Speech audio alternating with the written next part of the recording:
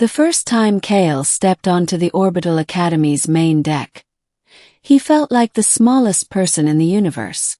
At 7 Earth years old, he had been plucked from his home planet and sent across light years to a school meant for the galaxy's brightest. But what made it worse wasn't the scale of the station, it was the students themselves. Alien girls from every corner of known space filled the room. They hovered slightly above the floor, their legs elongated or absent, skin in hues Kael had no names for, eyes stacked vertically or glowing faintly. Some had hair like tendrils that pulsed when they spoke. Others exuded soft scents that made Kael dizzy. For a human child, it was overwhelming. He swallowed hard and tugged at the edges of his uniform, a simple gray jumpsuit that marked him as human, unenhanced, and entirely expendable, according to the orientation files. A tall, silver-skinned alien with 3 arms and eyes like liquid amber turned to inspect him. "You are human," she said in a voice that sounded like wind through icicles. "Explain your presence." I'm here to learn," Kael said, trying to sound confident. His words came out small, but he forced himself forward. "I was selected." The room fell silent. Not a whisper, not a hum. Just a heavy, expectant quiet that pressed against him from all directions. Then the whispers began, soft at first, curious, then escalating into a chorus of alien tones, clicks and soft vibrations. "They didn't tell us humans could be fragile." "Fragile," Kael repeated, confusion etched across his small face. I'm not fragile." The amber-eyed girl leaned closer, and the other students followed her gaze. "They said humans lack the enhancements necessary for interstellar learning. Your mind, your body, are primitive." Kael's jaw clenched. He had spent every night in simulation pods back on Earth learning mathematics, physics, even alien languages. He might be small, he might be unmodified, but he was far from primitive. "Primitive," he echoed. "We have creativity, imagination. We can learn anything if we try." The amber-eyed girl blinked, 3 times in rapid succession, a gesture Kael would later learn was laughter. "We shall see." And so the lesson began. The first week was brutal.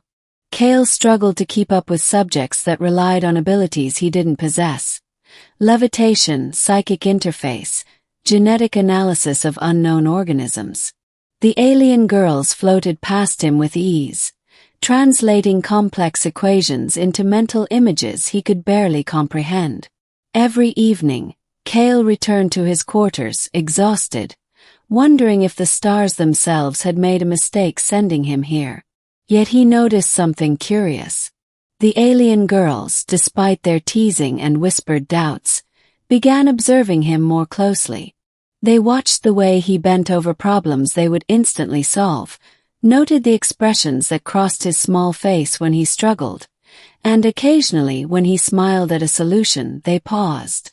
One afternoon, during a biology simulation, Kael was paired with 3 of the most advanced students in the class. Their task: integrate hybrid DNA sequences into a virtual organism. The others manipulated strands of light with ease, merging alien genes that twisted and shimmered like liquid jewels. Kael had no such abilities. He reached into his own mind, relying only on logic, pattern recognition, and trial and error. Hours passed. His organism wasn't graceful, it wasn't perfect, but it functioned. It breathed, it moved, it survived in the virtual ecosystem. The 3 girls stared at it, then at him. "You," said the amber-eyed girl finally. "You solved it without enhancements. Without interface aids." I just tried," Kael admitted. "That is unexpected," said the second girl, whose skin flickered like a mirror in sunlight. "Humans use their minds differently.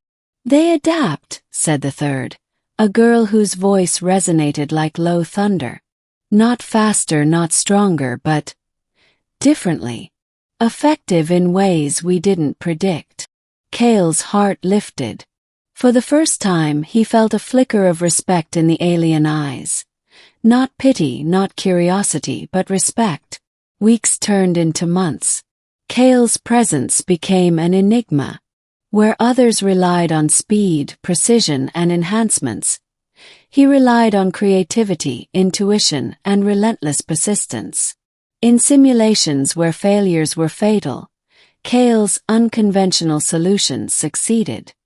He rerouted power systems with loops of logic the aliens hadn't imagined, negotiated simulated conflicts between species using empathy algorithms they considered inefficient, and solved puzzles that required thinking outside the realm of pre-programmed intelligence.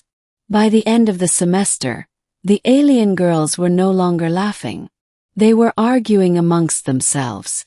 How does he do it? It makes no sense. He should have failed 20 times already. He is unpredictable. It was the amber-eyed girl who finally spoke the truth. Humans. They learn not by repetition alone, but by instinct, intuition, and emotion. We calculated our methods for certainty. He does not need certainty to succeed. The final test of the semester was legendary. The Star Labyrinth. A sprawling multi-level simulation designed to challenge even the most enhanced students. Participants had to navigate shifting gravity, hostile alien life forms, and unsolvable riddles, all while coordinating with peers they could barely understand. It was designed to expose weaknesses and determine the galaxy's next leaders in interstellar exploration. Kael entered with the other students. His size and lack of enhancements made him an immediate target for underestimation. The labyrinth shifted and twisted around him. Alien life forms tried to push him aside. The other students moved in near-perfect synchronization, but when they reached impasses, they froze, unable to reconcile the labyrinth's unpredictable changes. Kael, however, did not freeze.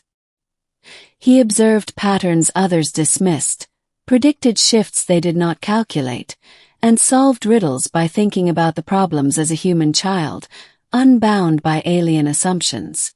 Hours later, the labyrinth cleared. The instructors were silent, reviewing outcomes. The alien girls who had once mocked him looked at him in awe. "You," said the amber-eyed girl finally, her voice almost reverent. "You succeeded where we failed." Kael smiled, exhausted but triumphant. "I just kept going." "That is human ingenuity," she whispered. "We have underestimated it." By the end of the semester, Kael's presence had changed the classroom, the curriculum, and even the instructors' perceptions of humans. The alien girls, once dismissive and critical, began to emulate his methods. Combining intuition with precision, embracing risk with creativity, and valuing adaptability over raw enhancement. The academy itself took notice. Reports went up the chain. A human child had outperformed multiple advanced alien students, not through strength or speed, but through ingenuity, persistence, and empathy. The recommendation was clear. Humans could no longer be considered weak. They had to be accounted for, feared, and respected. Kael left the academy that year not just as a student, but as a symbol of unpredictability, ingenuity, and the quiet force of humanity. Across the stars, alien educators and students alike would whisper the lesson he had taught them. Never underestimate the smallest minds from Earth. They learn differently, and sometimes that difference changes everything.